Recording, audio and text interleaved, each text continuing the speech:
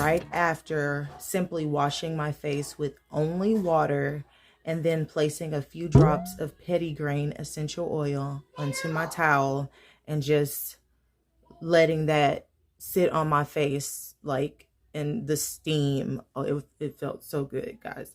I just wanted y'all to see me like right after. I mean, right after my face is dried. I have no moisturizer. I don't even have moisturizer on my lips. It felt really good. I just want you to know. Why petitgrain though? Back, and I wanted to tell you guys why I specifically chose petitgrain this morning for my facial steam. One of the reasons why is because petitgrain is one of those oils that is known to have purifying properties. It has a history of being used for cleaning, and it's also great for emotional stability. Do another video specifically about petitgrain. I love to talk about essential oils, and once I get going, I don't like to stop. But this was not what this episode of Buzzworthy is supposed to be about. So in the future, we will make some videos specifically about individual oils and all the ways that they can help you. So I'm doing this video, and as I'm, shooting different parts, I get a knock on the door, and I'm like, I don't expect anybody here. What's going on? Who just, popped up in my house? Getting ready to pull the attitude out of the artillery. And then I realized that this lady was actually just going around the neighborhood canvassing to spread awareness about an event that is coming up. If you are a lady living in Kansas, just for your information, your rights over your body are protected by the Kansas Constitution, which means that you have a right to choose whether or not you can have an abortion. I personally believe that the only person that I need to be even thinking about having a choice is myself, no matter what that choice may be. And I think every woman is entitled to have a choice because, even God gives us a choice. Like, he lays it out for us, and we can choose to accept or deny. Am I correct? Now, being able to choose is not even anything political. It's not about parties. It's simply about having a choice with what you are going to do with your body. Body should tell you whether or not you can have an abortion. And if you decide to have an abortion, you deal with it how you deal with it. It's nobody's business. And August 2nd, there will be a vote in Kansas on behalf of legislation that is, being pushed through to take away the right for us to choose. And I'm going to vote no. House Bill 2746 has no exceptions for rape, incest, the health of the mother, and it imposes a prison sentence of like 54 years. And I think that's just a little bit ridiculous. My personal views don't really have much to do with whatever decision you make, but I, as a person who have, had an abortion myself and also feel like it's wrong, I still think that concessions should be made for certain situations, regardless of whatever emotional trauma a person has to deal with after the fact. So yeah, she's passing these around. Don't forget to vote no on August 2nd to protect your reproductive rights. I believe under that common ground alone that we can come together, Republican, Democrat, gay, straight, rich, poor.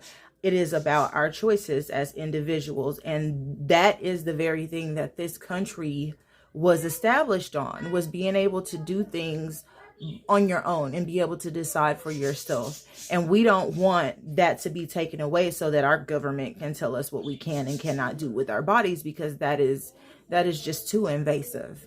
That is too invasive. I'd like to thank the Kansas Voter Empowerment Project for canvassing my community and making this information available to me.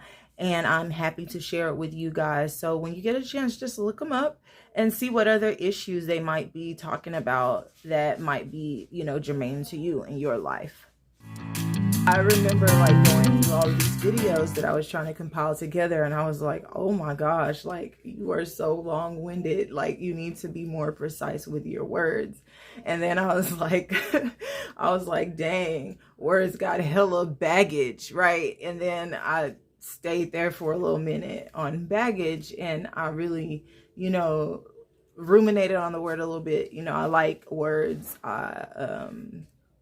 I read a lot of words, I write a lot of words, but the fact that I use that little phrase and I just stayed stuck there made me kind of think about my life in a sense of the baggage, the extra things that I carry with me that are unnecessary and kind of make it harder to get to where I'm going. Just like a whole bunch of words on a page can kind of fill up time, but it's like politicking, you know what I'm saying? It just fills it all in, but it's not really necessary or worth even saying if you're trying to be concise. And so when I relate that to my life, it made me realize that I needed to let go of some baggage. I say, don't stay stuck on the time that you wasting your time with all of your baggage, because sometimes that in itself can be a stumbling block when you're sitting up there remembering how you know, made a misstep, and it might have been a long ass misstep. You can't stay stuck on that. You just gotta, you know, wink at your ignorance, give yourself some grace, and then start to do the right things and start to put your energy in the right places and let yourself be free. Some people don't know how to be free, and that's sad, and I hope you learn how. It's a journey. I don't have all the answers, but I know that it's not easy, but anything worth having is worth fighting for. So I encourage you to like press in that direction. Bag a lady, you gonna hurt your back carrying all those bags like this. I guess nobody else told you. All you must hold on to is you, is you, is you. Oh. Man, that song had me jamming, came into my head also as I was sitting there, you know.